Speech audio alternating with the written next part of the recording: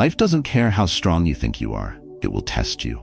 It will throw setbacks, betrayals, and failures in your path, waiting to see if you will crumble or rise. And when it does, the only thing that matters is this: how do you respond? Picture this. You lose your job overnight. Your finances collapse. The people you trusted turn their backs on you. At that moment, when everything is against you, what will you do? Will you break under pressure, drowning in fear and doubt? Or will you stand unshaken because you've trained your mind to handle anything? The ancient Stoics understood this truth. Mental toughness is not a luxury. It is survival. Marcus Aurelius ruled an empire through war, plague, and betrayal. Yet every day he reminded himself, hardships are inevitable. But my response, that is mine to control. And that's what we're here to talk about today. 7 battle-tested habits, practiced by history's strongest minds, designed to make you unbreakable. These are not theories, they are weapons. When you master them, nothing, no failure, no rejection, no storm will shake you. But don't just listen, engage. Drop a comment. What's the biggest challenge you've ever faced, and how did you respond? Stay with me till the end, because by the time you finish this video, you won't just understand Stoic resilience, you'll embody it. Let's begin. 1. Become a master of adaptation. Change doesn't knock before entering. It doesn't ask if you're ready. It arrives unannounced, sometimes as a whisper, other times as a hurricane. And when it does, you have 2 choices: resist and suffer, or adapt and rise. Most people resist. They cling to routines, to familiarity, to what feels safe, believing that if they hold on tightly enough, they can keep things from changing. But that's a lie. Life moves with or without you. The economy shifts, relationships evolve, unexpected challenges arise. You will lose people, opportunities, stability. It's not a question of if, it's a matter of when. And the more you resist, the more you suffer. Think about it. When has fighting against reality ever made life easier? When has denying the inevitable ever led to peace?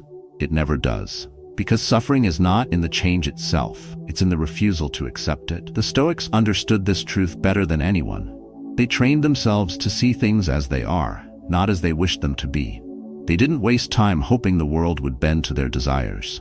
Instead, they mastered the ability to bend themselves, to adjust, to pivot, to turn obstacles into opportunities.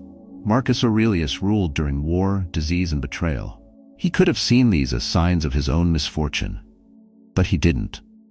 Instead, he reminded himself, the impediment to action advances action. What stands in the way becomes the way. Think about that. The very thing you see as an obstacle might be the exact thing that leads you forward if you stop resisting it. Mark learned this the hard way. At 40, he had a stable career, a predictable routine, and a clear path ahead. He wasn't rich, but he was comfortable. Life made sense. Then, out of nowhere, his company shut down. Overnight, his security vanished. At first, he reacted like most people would. Anger, frustration, fear. He blamed the system, the economy, bad luck. He convinced himself that his best years were behind him, that it was too late to start over, that he was too old to learn something new. Weeks passed, then months. He was stuck in a cycle of resentment and self-pity, waiting for the past to return. But the past never does. One day, something changed. He stopped asking, "Why did this happen to me?" and started asking, "What can I do next?" He shifted from resistance to adaptation, and that one decision changed everything. Instead of seeing himself as a victim, he saw himself as a student. He learned new skills, explored new industries, and stepped into an entirely new field, one he never would have considered before. It wasn't easy. It wasn't instant. But years later, he admitted that losing his job was the best thing that ever happened to him. It forced him to grow in ways he never would have otherwise. Now imagine if he had stayed in resistance mode. Imagine if he had continued to fight against reality, waiting for things to go back to normal. He would still be stuck, bitter, helpless. This is the choice you have in front of you every time life shifts unexpectedly. You can resist and break, or you can adapt and rise. Think of a tree in a storm. The rigid ones snap, the flexible ones bend, absorb the force, and rise again. Strength is not about being unmovable, it's about being unbreakable. And to be unbreakable, you must first be adaptable. Most people fear change because it threatens their sense of control. But here's the truth. Control is an illusion. You never had control over the world around you. The only real control you have is over your own mind. The Stoics knew this. That's why they didn't attach their peace to external circumstances. They trained themselves to remain steady no matter what happened. They practiced amor fati, the love of fate, not just accepting life's changes but embracing them, even when they were painful, even when they didn't make sense in the moment. Because every change, whether you see it now or not, is shaping you, making you stronger, sharper, more resilient. But only if you let it. You think you need stability? You don't. You need adaptability. Because life will keep changing, and the only question is, will you move with it or let it break you? Next time you face the unexpected, pause. Instead of resisting, ask yourself, what is this teaching me? How can I use this? Stop fighting change. Start mastering it. That's the difference between those who survive and those who thrive. 2. Rule over your emotions. Don't be ruled by them. Emotion is not the enemy. Losing control is. The problem is never that you feel, it's how you react. Anger, frustration, anxiety, these are natural. But left unchecked, they dictate your actions, cloud your judgment, and drag you into decisions you'll regret. How many times have you said something in anger that you wished you could take back? How often has fear stopped you from making a move that could have changed your life? A single emotional reaction made in the heat of the moment can destroy years of effort. Think about it. A man gets insulted at work. His pride takes over. He lashes out at his boss. The damage is done. Career opportunities gone. Another man faces the same insult. He takes a breath. He doesn't react. He responds. He understands that what's happening externally is irrelevant. What matters is his control. That's power. Marcus Aurelius understood this deeply. He ruled an empire where betrayal, war, and deceit surrounded him. If he let his emotions dictate his leadership, Rome would have crumbled. Instead, he reminded himself, you have power over your mind, not outside events. Realize this, and you will find strength. But most people do the opposite. They let external chaos invade their minds. They let frustration, jealousy, and insecurity pull them in every direction. And in doing so, they give away their control. They become puppets to their emotions, reacting instead of responding, living in a constant state of regret. There was a man, a father, a husband, a professional. Every day he was stretched thin between work and family. Deadlines piled up, responsibilities stacked higher. One night, after an exhausting day, his son ran up to him, excited, full of energy, just wanting a moment of his father's attention. But he was drained. He snapped, just a sharp, irritated tone. Nothing dramatic, but enough to make his son's face drop, enough to shift the energy in the room. The next day he thought about it. That one moment, his exhaustion, his stress, had turned into something much worse. It wasn't just about that single reaction, it was about a pattern. The way he let external pressures dictate his internal state, the way his lack of control over his emotions was shaping the people around him. So he changed.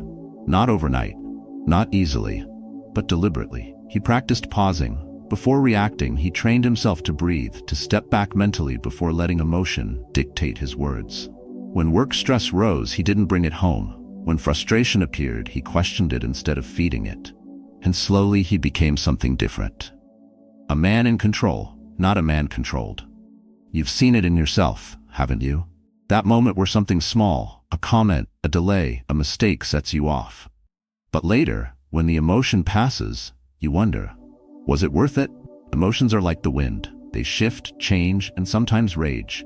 But a skilled sailor doesn't scream at the storm. He adjusts his sails. Imagine you're in battle, arrows fly, chaos surrounds you. If you react emotionally, if you panic, if you let fear take over, you're finished. But if you hold your ground, if you control your breath, if you focus only on what matters, you win. That's what emotional control is, not suppression. Not pretending you don't feel, but commanding yourself, choosing when to act, how to respond, and when to let things pass. Seneca warned against acting in anger. He knew that when emotion takes over, reason disappears. And once reason is gone, you are no longer in control of your life. You're just reacting to whatever happens around you. That's not power, that's weakness. The next time you feel emotion rising, pause, observe it, question it. Is this worth your energy? Will this matter tomorrow? Most of the time, the answer is no.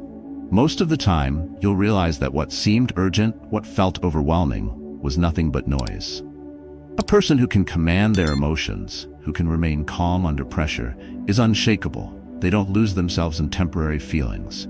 They don't let the world dictate their mind. You can be that person, but it takes training, deliberate practice, a commitment to never letting a fleeting emotion dictate a permanent action.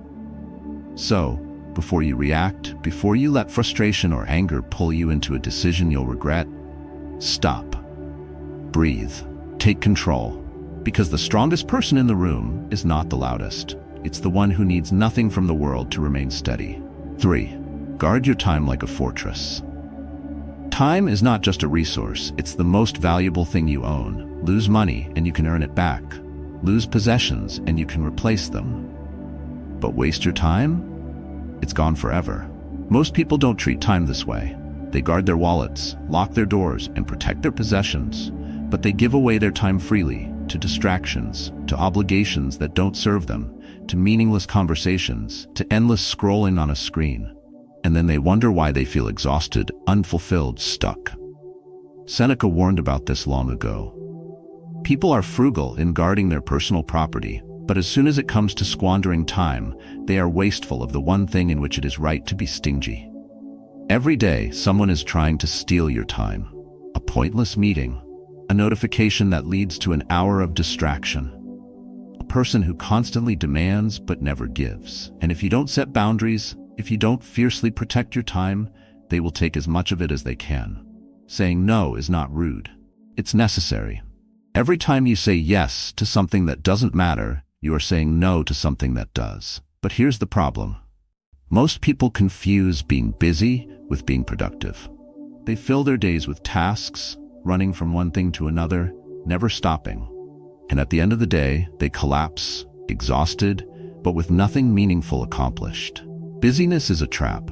It tricks you into believing you're making progress when, in reality, you're just spinning in place. Productivity isn't about doing more. It's about doing what matters. If you don't take control of your time, someone else will. Your boss, your phone, social media, the endless stream of obligations that others impose on you. The question is, who is in charge of your schedule, your priorities, or everyone else's? The ancient Stoics didn't just manage their time, they mastered it. They lived with intentionality, prioritizing what truly mattered and discarding the rest. Marcus Aurelius, despite ruling an empire, made time for daily reflection. He knew that without clear priorities, the world would dictate his time for him. You know this struggle. You felt it. Imagine this. You wake up in the morning, determined to have a productive day. But before you even start, your phone buzzes. A notification, a message, an email. You check it, just for a second, but that second turns into 5 minutes, then 10. Before you know it, you're lost in the abyss of digital noise. Now it's noon. You've done nothing meaningful. You feel restless, anxious, like the day is slipping away. So you push harder, trying to catch up. More tasks, more distractions. By night, you're exhausted. But what did you truly accomplish? Did you move forward, or did the day control you? This is the cycle most people live in, a cycle of reactivity instead of intentionality. Now let's shift the perspective. Imagine waking up with clarity, no checking notifications first thing in the morning, no mindless consumption of distractions. Instead, you set your priorities. You protect your time. You decide how your day unfolds. That's the difference between a life dictated by distractions and a life lived with purpose. If you want to reclaim your time, start by looking at the people around you. You're the average of the 5 people you spend the most time with. If you are constantly surrounded by negativity, gossip, and people who drain your energy, don't be surprised when your time is wasted. Not every relationship deserves your time. Not every invitation needs an acceptance. Not every request should get a yes. Time wasted with the wrong people is time stolen from the life you could be building. Some people will call this selfish. Let them. Because the truth is, the people who genuinely respect you will respect your boundaries. And the ones who get offended, they were never truly in your corner to begin with. Time isn't just about productivity, it's also about rest. Many people feel guilty when they slow down, as if being constantly busy equals success. But the mind, like a muscle, needs recovery. Rest isn't weakness, it's strategy. The world will always try to pull you in 100 directions. It will demand your time, your energy, your focus. But you have a choice. So the next time someone asks for your time, ask yourself, is this worth it? The next time you reach for your phone, pause and ask, is this serving me or is it controlling me? Because if you don't guard your time, no one else will. 4. Own your life. No more excuses. Every excuse you make weakens you. Every time you point a finger, every time you blame circumstances, people, or luck, you give away your power. You are telling the world that something outside of you is in control, that life is happening to you instead of because of you. And as long as you believe that, you remain stuck. People complain about their jobs, their relationships, their finances. They say, it's not my fault. The system is unfair. My boss is an idiot. My parents didn't give me a head start. The economy is bad. People don't support me. And maybe all of that is true. But what now? Do you sit in your misery hoping the world changes for you? Or do you take what you have and do something about it? The ancient Stoics understood this well. Epictetus put it bluntly, you cannot control what happens to you, but you can always control how you respond. That single truth separates the weak from the strong. The weak wait for circumstances to improve. The strong improve themselves despite the circumstances. Think about this.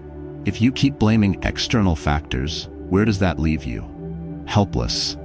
If your problems are always someone else's fault, then your solutions are also out of your hands. And that is a dangerous place to be, because it means you're waiting for something outside of you to change before you can move forward. But life doesn't work that way. The world does not stop to fix itself for you. If you want change, you must be the one to create it. There was a man, let's call him James. For years, he lived as a prisoner of his own excuses. His career was stagnant, his relationships were falling apart, his health was declining, and in his mind, none of it was his fault. His boss didn't recognize his potential, his partner didn't support him. The world didn't give him the same opportunities others had, so he waited. He waited for someone to acknowledge his talent. He waited for motivation to magically appear. He waited for the perfect moment to take action. But the days passed, then weeks, then years, and nothing changed. One day, he had a realization. He looked at his life and asked, what if the problem isn't out there? What if the problem is me? That moment changed everything. Because if the problem was him, then the solution was also him. Instead of blaming his boss, he worked on his skills, made himself indispensable, and created new opportunities. Instead of complaining about his relationships, he changed how he communicated, how he listened, and who he allowed into his life. Instead of making excuses about his health, he built discipline, changed his habits, and transformed his body. He stopped waiting for life to fix itself and took ownership of everything. And the more he did, the stronger he became. Eventually, the things that used to break him lost their power. The things that once felt impossible became stepping stones. You've seen this in your own life, haven't you? Those moments when you catch yourself saying, I can't because, but deep down, you know that's not true. You know there's always something you can do. Imagine standing in the middle of a raging storm. The wind is howling, the rain is pounding. You have two choices. You can scream at the sky, curse the storm, and demand it to stop. Or you can plant your feet, square your shoulders, and push forward. The storm isn't going to stop for you, but if you become strong enough, it won't matter. This is what the Stoics understood. Life is unpredictable. People will betray you. Plans will fail. Unexpected challenges will come. You will face hardship, injustice, and loss. But none of that determines your fate. Only you do. Seneca had a rule. Spend less time complaining about the world and more time improving yourself. Because the world isn't going to stop being unfair. The only way to rise above it is to become better, sharper, stronger. Think about your own life. The thing you've been struggling with, the challenge that keeps you up at night. Are you focusing on the problem, or are you focusing on what you can do about it? That difference is everything. You want a better career? Then stop blaming your job and start learning skills that make you irreplaceable. You want a better relationship? Then stop expecting people to change and start becoming the person you would want to be with. You want more confidence? Then stop waiting to feel ready and start taking action despite the fear. This is not about ignoring real struggles. Life is hard. The system is unfair. Some people do have it easier than others, but none of that changes the fact that you are still responsible for what happens next. And that is the key. Responsibility is power. The moment you take full responsibility for your life, you take full control of it. If you want to be unbreakable, stop looking for excuses and start looking for solutions. Stop waiting for someone to save you and start saving yourself. Because at the end of the day, life is simple. You either own your life or someone else will. 5. Speak to yourself like a true friend. You wouldn't insult your best friend for making a mistake. You wouldn't call them a failure, tell them they're worthless, or convince them they have no future. But how often do you say those things to yourself? Self-talk is powerful. It's the voice that guides you, shapes your confidence, and ultimately decides how you face life. If that voice is destructive, if it constantly reminds you of your flaws and failures, it doesn't just stay in your head, it controls your actions. It determines what you try, what you give up on, and what kind of person you become. Most people are their own worst enemy. They say things to themselves they would never say to another person. They look in the mirror and see every flaw. They replay their mistakes over and over as if punishing themselves will change the past. But it never does. Marcus Aurelius understood this. Every morning, he reminded himself, when you arise in the morning, think of what a privilege it is to be alive, to think, to enjoy, to love. A simple truth. But how often do you start your day with gratitude instead of criticism? Most people don't. They wake up thinking about what they did wrong, what they need to fix, and what they still lack. They dwell on failures, replay conversations, and magnify their weaknesses. But here's what they don't realize. Your words shape your reality. If you tell yourself you're not good enough, you act like someone who isn't good enough. If you tell yourself you're weak, you hesitate. If you convince yourself you're a failure, you stop trying. Your mind is like soil. Whatever you plant grows. If you plant doubt, insecurity, and self-hatred, don't be surprised when your life is full of fear and hesitation. But if you plant resilience, gratitude, and confidence, you become unstoppable. Seneca compared human growth to the refining of a gem. A gem cannot be polished without friction, nor a man perfected without trials. Growth requires struggle. Every challenge, every failure, every painful moment, it's all sharpening you, but only if you allow it to. There was a woman, let's call her Emily. She was successful on the outside, but constantly battled herself internally. Whenever something went wrong, she blamed herself. She replayed mistakes endlessly. She compared herself to others and always felt behind. One day, after making a small mistake at work, she spiraled. "I'm such an idiot," she told herself. "I'll never get this right." But then something clicked. She stopped and asked, "Would I say this to my best friend?" The answer was obvious, so she made a change. Instead of, I always mess up," she told herself, "I'm learning." Instead of, "I'll never be good enough," she said, "I'm improving every day." Instead of dwelling on the past, she focused on what she could do next. It didn't happen overnight, but slowly she rewired the way she spoke to herself. And as her self-talk changed, so did her actions. She took more risks. She stopped hesitating. She stopped doubting herself at every turn. And eventually, the things that once broke her no longer had power over her. Think about how you talk to yourself. Are you your greatest supporter, or are you tearing yourself down? Imagine two warriors going into battle.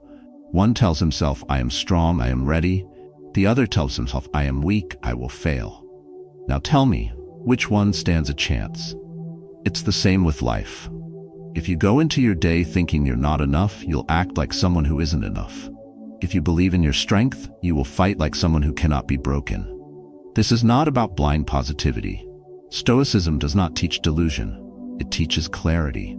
It teaches you to see things as they are. You will make mistakes, you will fail, but none of that defines you unless you let it. So the next time you catch yourself tearing yourself down, stop. Ask yourself, would I say this to someone I love? If not, then why say it to yourself? Speak to yourself with honesty, but also with kindness. Challenge yourself, but don't destroy yourself. Because the strongest people aren't the ones who never fall. They are the ones who fall, get back up, and keep moving, without tearing themselves apart in the process. 6. Stay hungry for knowledge and growth. The moment you think you've learned enough, you begin to decline. Growth is not a one-time event, it's a lifelong process. The mind, like a blade, dulls without constant sharpening. The strongest people never stop learning, not just from books, but from experience, from failure, from the world around them. Some people believe knowledge ends after school, that once they have a degree, a stable job, or a level of expertise, they've arrived. But that mindset is a trap. The world keeps moving, and if you stop learning, you don't just stand still, you fall behind. The greatest mistake is thinking you already know enough. The second you believe that, you close yourself off from growth. You stop questioning, you stop improving, and without growth, there is only stagnation. Seneca put it simply, as long as you live, keep learning how to live. That means challenging your own beliefs, seeking out new perspectives, reading not just for entertainment, but for transformation. Surrounding yourself with people who push you to think deeper, to see beyond your own assumptions. Some people reject this idea. They stick to what they know because it feels safe. They fear being wrong, fear feeling ignorant. But real strength is not in knowing everything. It's in being willing to learn, to admit when you don't know, to seek out knowledge rather than avoid it. There was a man, let's call him Daniel. He built a comfortable career. For years he did the same work, in the same way, surrounded by the same people. He was good at what he did, and he thought that was enough. But over time, things changed.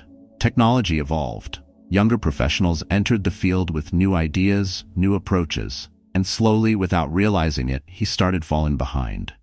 At first, he ignored it. He told himself he already knew everything he needed. He dismissed the changes, convinced they weren't important. But then, one day, reality hit. He lost a major opportunity to someone younger, someone who had adapted, someone who had kept learning. That was his wake-up call. He could either stay in his comfort zone, slowly becoming obsolete, or he could adapt. And that meant learning, again. So he humbled himself. He sought out knowledge. He learned from people younger than him. He read books on subjects he had ignored. He updated his skills. And in doing so, he didn't just stay relevant. He became stronger than ever before. This is what separates those who thrive from those who fade away. Some people spend their lives defending what they already know, afraid to admit there is more. Others embrace learning as a way of life, knowing that true mastery is never achieved, it is always pursued. Think about water. The moment it stops flowing, it becomes stagnant. It loses its freshness. It begins to decay. Your mind works the same way. The moment you stop learning, stop challenging yourself, stop seeking growth, you begin to decay. Not physically, but mentally, spiritually. Imagine being a warrior on the battlefield.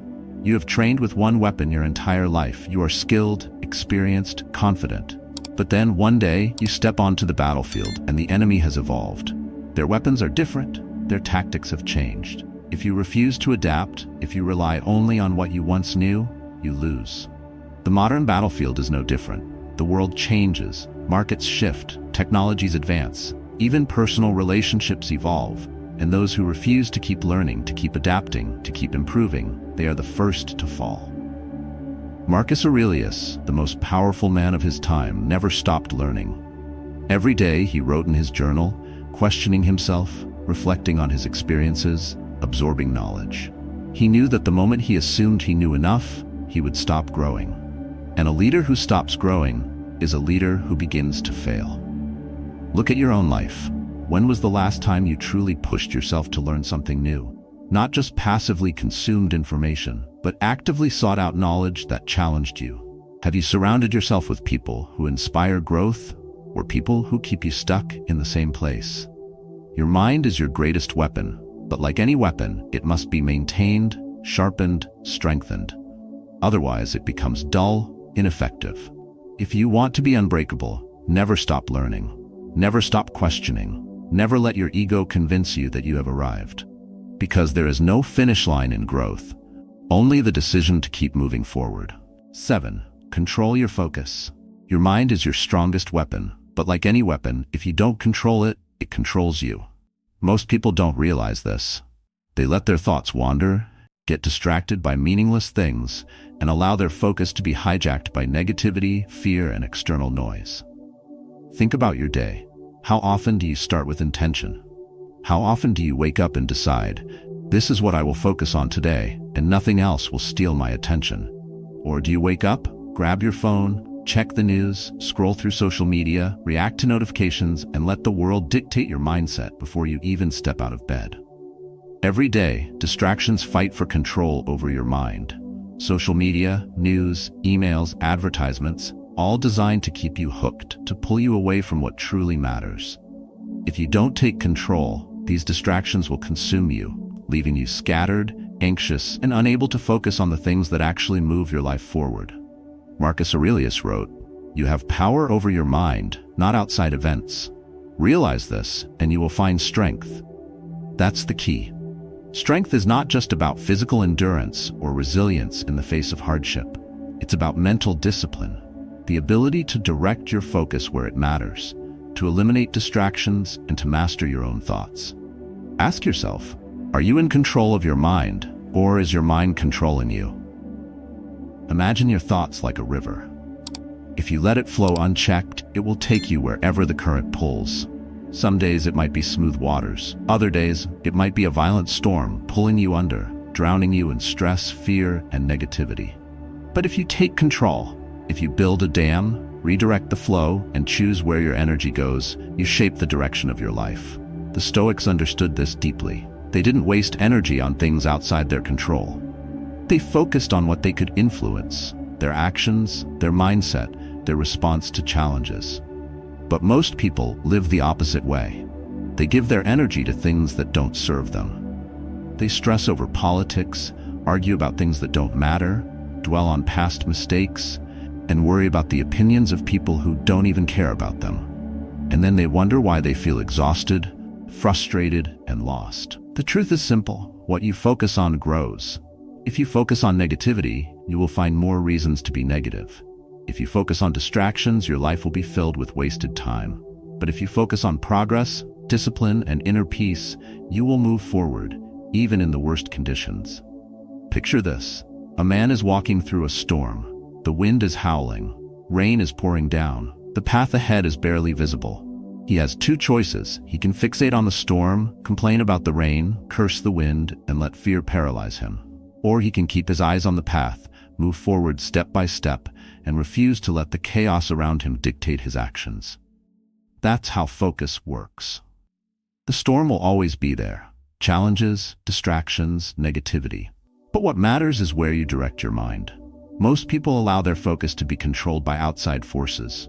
They hear bad news and immediately spiral into anxiety. They see someone else's success and suddenly feel inadequate. They allow a single failure to make them believe they are not good enough. But mental strength is the ability to choose what deserves your attention. The world is full of noise, opinions, gossip, endless news cycles designed to provoke outrage. If you consume these things mindlessly, you become a slave to them. You react instead of act. You absorb negativity instead of creating something meaningful. But here's the good news. Focus is a skill. It can be trained, it can be strengthened. And the first step is simple. Decide what deserves your energy. Ask yourself, every single day, is this thought serving me, or is it a distraction? Is this action moving me forward, or is it pulling me into meaningless chaos? If something is outside your control, let it go. If something doesn't improve your life, eliminate it. If something doesn't align with your purpose, stop giving it attention. Marcus Aurelius ruled an empire. He faced war, betrayal, political chaos, and yet he didn't waste his thoughts on anger, bitterness, or resentment. He focused on what he could control: his actions, his mind, his character. The same principle applies to your daily life. If you let every inconvenience, every rude comment, every unfair situation steal your focus, you will never have the energy to build something great. If you waste hours on distractions, reacting to everything around you, you will never create something meaningful. True freedom is not doing whatever you want. True freedom is controlling your mind so that nothing controls you. A disciplined mind is unstoppable. It does not get shaken by opinions. It does not get lost in meaningless distractions. It does not waste time on things that do not matter. It is focused, it is steady, and it is unbreakable. So starting today, be ruthless with your attention. Guard it like your most valuable possession. Choose your focus wisely, because the man who controls his mind controls everything. Life will test you. It will throw challenges your way, unexpected losses, failures, moments of doubt. But these things do not define you. What defines you is how you respond.